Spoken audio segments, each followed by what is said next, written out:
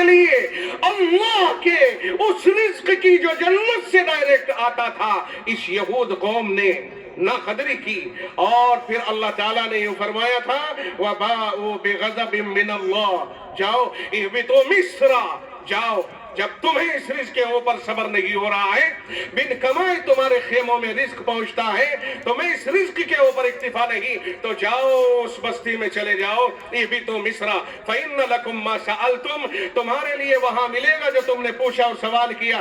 جاؤ ہل چلاؤ جاؤ زمینیں کھودو جاؤ محنت کرو وہاں جا کر کے سر پھڑاؤ جاؤ جا کر کے کام کراؤ.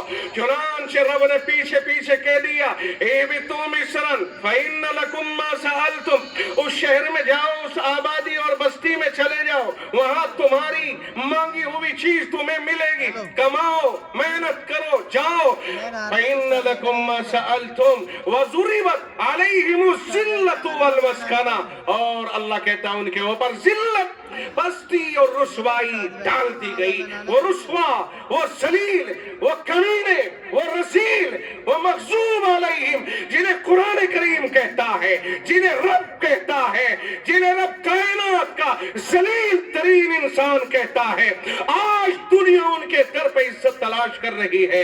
بے حیائی کا عالم یہ ہے کہ 57 ممالک ہیں ہر ملک یہود و نصارہ کی دہلیز کے اوپر ترقی کا خواہاں بنا ہوا ہے. شرم آنی چاہیے. قرآن کریم اللہ نے ہمیں دیا اللہ نے پیغمبر عطا فرمایا اللہ نے کائنات کا دلارا لاڈلا پیغمبر ہمیں عطا فرمایا ہے اور ہم کس کے دروازے کی زینت بن رہے ہیں کس کی جوتیاں چاٹ رہے ہیں. آپ دیکھیے وہ کون سا ملک ہے مسلم جس کا بادشاہ یہود اور نصارہ کے تلوے چاٹنے میں نہ لگا ہوا ہو جو ان کی جوتیاں سیدھی کرنے میں نہ لگا ہوا ہو. رب انہیں مغضوب علیہم کہتا ہے رب انہیں زال کہتا ہے رب ذوالجلال انہیں یوں کہتا ہے ان پر میرا غضب اور یہ راہ حق سے بھٹک گئے. اور یہ قوم مسلم سے کہتا ہے یہ تمہارے لیے قرآن ہے ہدایت نامہ ہے. جنہیں ہدایت ملی جنہیں ہدایت نامہ ملا جنہیں پیغمبر آخر الزمان ملے وہ جا رہے ہیں ان کے دروازے کے اوپر. یہ ہے ہمارے لیے آج کے دور میں سب سے بڑی گھٹیا ترین چیز. آپ کی سمجھ میں نہیں آ رہا جناب والا کہاں پہنچ گئے ہم کدھر جا رہے ہیں. اسی کو ہم نے سمجھا اپنی ترقی کا راز. وہ 2-4 قوانین سعودیہ کے اندر موجود تھے کہ اگر کوئی چوری کر لے اس کی سزا کوئی شراب پی لے اس کی سزا کوئی زناکار ہو اس کی سزا کوئی کسی کو قتل کر دے اس کی سزا. 3-4 موٹے موٹے قوانین نافذ تھے. اس سے پہلے یہ تھا نماز نہ پڑھے تو درے کی سزا مگر سارے قوانین اٹھا لیے گئے. اب اس وقت میں سعودی عربیہ کے اندر بھی کوئی ایک قانون ایسا نہیں ہے جو قرآن کریم میں ہو اور وہاں وہ عدالتی اعتبار سے نافذ ہو رہا ہو. تقریباً تمام قوانین کو ہٹا لیا گیا اور دلیل ان کے ذہنوں میں یہ ہے کہ دنیا ان قوانین پر عمل کرنے کی وجہ سے ہم سے جڑ نہیں رہی ہے. ہمیں دنیا کے ساتھ جوڑ لگانا ہے شانہ بشانہ چلنا ہے ترقی کرنی ہے. اس لیے جب تک ہم ان چیزوں کو ختم نہیں کریں گے ہم اس وقت تک دنیا کے ساتھ ترقی کی راہ پر گامزن نہیں ہو سکیں گے.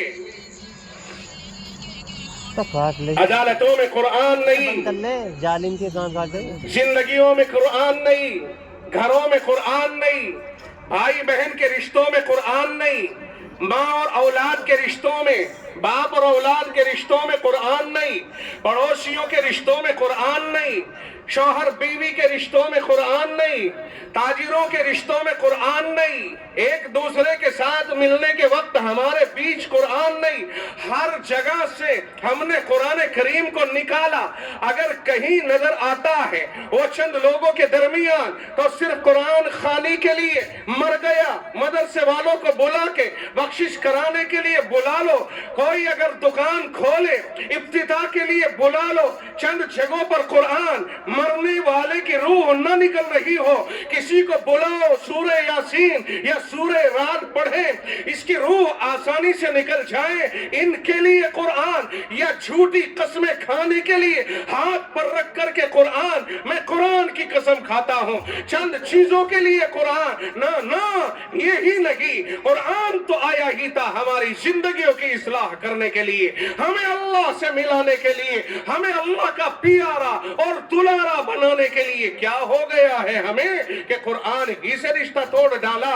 کائنات کی اصلاح قرآن سے ہوئی، جب کائنات میں فساد برپا تھا، موت چاروں طرف برائیاں ہیں، باپ بیٹے کا نہیں، پڑوسی کا نہیں، کوئی کسی کا احترام کرنے کو تیار نہیں، مزدوروں کے لیے قانون نہیں، اور جانے آنے والے قافلوں کو لوٹنے کا ایک ماحول بنا ہوا ہے، کوئی ضابطہ نہیں۔ جب دنیا سسک رہی ہے، اس وقت میں رب ذوالجلال کو ترس آیا، رب نے اپنے پیغمبر آخر الزمان کو مبعوث فرمایا، اور کائنات میں امن و امان پیدا کرنے کے لیے قرآن کریم کو نازل فرمایا۔ یہ قرآن وہ ہے جس کے آنے کے بعد زندہ